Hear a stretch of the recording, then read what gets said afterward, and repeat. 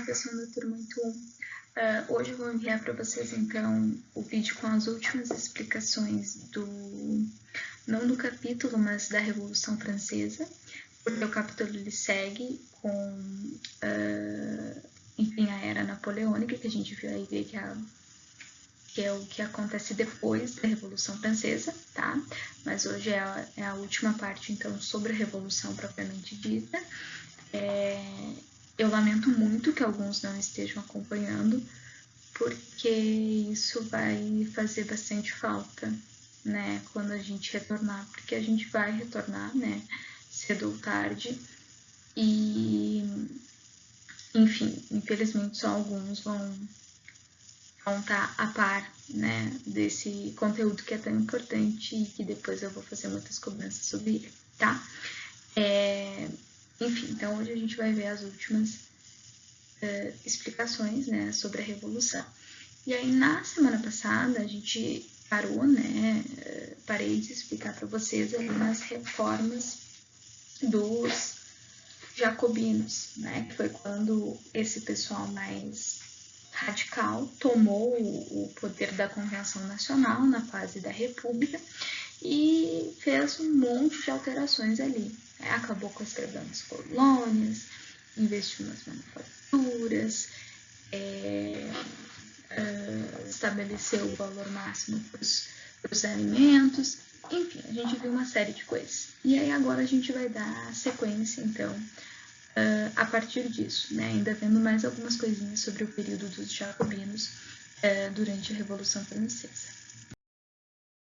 E, como sempre, né, gente, nós temos que tentar ver o papel das mulheres na história, porque muitas vezes acaba que os homens, né, são vistos como os únicos protagonistas das coisas que já aconteceram, sendo que a gente sabe que não é bem assim. E na Revolução Francesa não foi diferente, tá? Então as mulheres elas foram muito participativas. Inclusive o livro está de parabéns por trazer esse tópico assim para a gente abordar. Acontece que, ainda que a gente tenha tido todas aquelas transformações ali durante o período jacobino e na Revolução Francesa como um todo, essas transformações, de modo geral, elas realmente favoreceram aos homens, principalmente no sentido da participação política e daquela liberdade que os revolucionários franceses falavam, né? Porque as mulheres elas tinham muitas restrições, entre elas não se tinha, né, não tínhamos o direito de votar, o direito de participar da política, se era constantemente controlado, né, pelos homens da família. Enfim, então, quando se falava lá de liberdade, igualdade, fraternidade, isso era restrito direto, né, para os homens. Não se aplicava, pelo menos não 100%, às mulheres. Mas, como sempre, né, existiram aquelas que, ainda que não fosse permitido, participavam da política, agitavam, iam, né, para lá, para a Assembleia Nacional, torciam a favor, torciam contra. Também tem o episódio de que as mulheres forçaram o rei a se mudar para Paris, né? Um grupo de mulheres adentrou lá ao palácio e forçou a família real, a se mudar para dar mais atenção, cortaram a garganta dos guardas e tudo mais.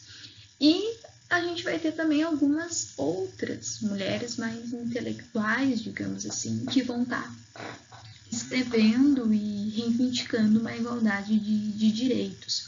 E nessas a gente destaca esta que está na tela, né, uma pintura, uma representação, que é a Olímpia, né, Olímpia de Gouges, que foi uma escritora, né, de textos e algumas peças teatrais também, que vai escrever a versão feminina da Declaração dos Direitos do Homem e do Cidadão, que vai ser, então, a Declaração dos Direitos da Mulher e da Cidadã.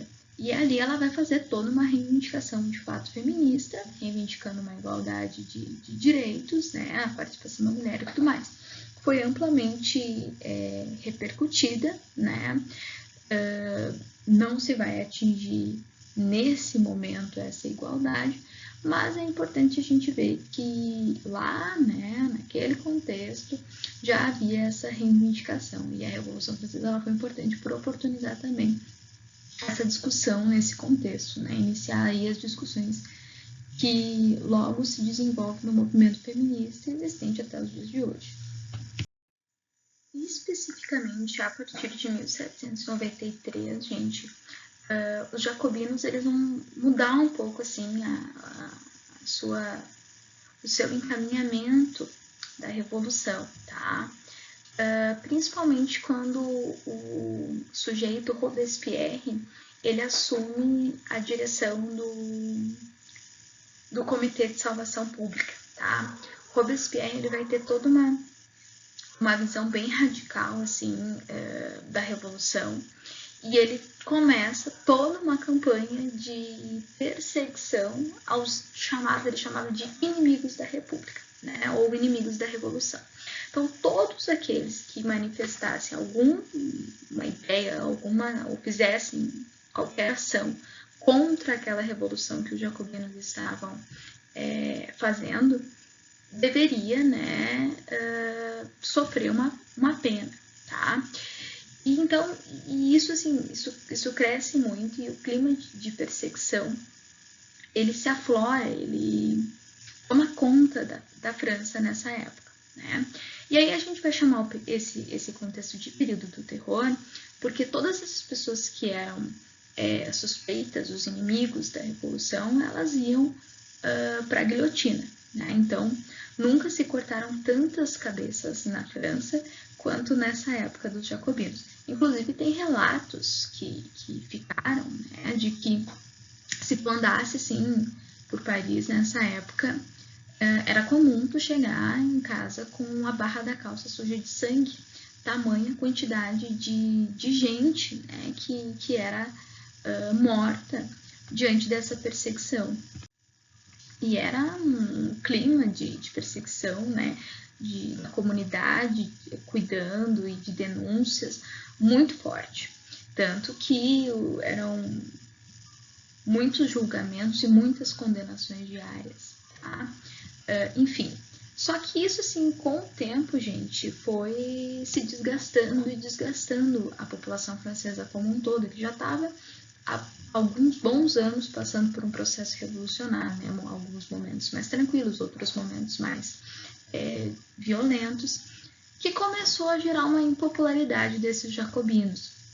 E essa impopularidade vai levar com que aqueles girondinos que antes assumiram, né, aqueles que são mais moderados e tal, que a gente já estudou, eles retomem o poder da França, retomem o poder da Convenção Nacional. E uma das primeiras coisas que os girondinos eles fazem quando eles retomam o controle é justamente perseguir vários membros, várias lideranças dos jacobinos, né? E inclusive o próprio Robespierre, esse que está aí ele está no caso com a cabeça cortada, tá, gente? É o que o de vermelho está segurando. Ele vai, como a imagem já diz, sofrer provado o próprio veneno. Então, ele mesmo vai ser vai passar pela guilhotina, né? Vai ser decapitado pelos girondinos quando esses retomam o poder da Convenção Nacional. E aí, quando os girondinos eles tomam o poder e fazem essa retaliação aos jacobinos, eles também vão dar fim à Convenção Nacional e vão estabelecer um novo órgão de governo lá na França e também uma nova Constituição, tá? Esse novo órgão ele vai se chamar Diretório e ele vai ser basicamente composto por 5 diretores e 8 ministros. E aí vai ser esse grupo que vai estar governando a França nessa época. Além disso, eles acabam também desfazendo algumas medidas que os jacobinos tinham tomado durante o governo deles. A mais significativa, por exemplo, é a questão da escravidão nas colônias francesas.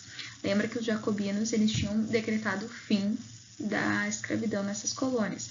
Os girondinos agora, nesse momento aqui do diretório, eles vão retomar essa escravidão, então vai voltar a ser permitida. e algumas outras coisas também vão passar por esse mesmo processo. Só que acontece, gente, que durante esse período do diretório, rolou uma instabilidade política muito forte lá na França. Então, tinham vários movimentos acontecendo, ainda algumas insatisfações, né? Não pensem que aquele problema lá da fome, que a gente falou lá no comecinho, né, da Revolução, ela tinha sido 100% solucionada. Pensem que foram aproximadamente, foram 10 anos de Revolução. Então, muita coisa se passou na França, tá? E esse momento realmente estava muito instável a situação, né, desse país. Inclusive, ainda se tinha grupos, né, que queriam a volta da monarquia, tinha os jacobinos que ainda, né, estavam ali querendo retomar, ou seja, ainda tinha muito conflito acontecendo. Então, diante disso, o que esses girondinos, né, nesse diretório aí, com essa nova Constituição, eles vão estar fazendo? Eles vão se aproximar do exército, tá? E especialmente de um cara que lidera esse exército, que é o general Napoleão Bonaparte, tá? Que é esse cara que tá na imagem aí. Então, os girondinos, eles se aproximam do exército e, junto com o Napoleão, começam a formar, assim, um golpe de Estado.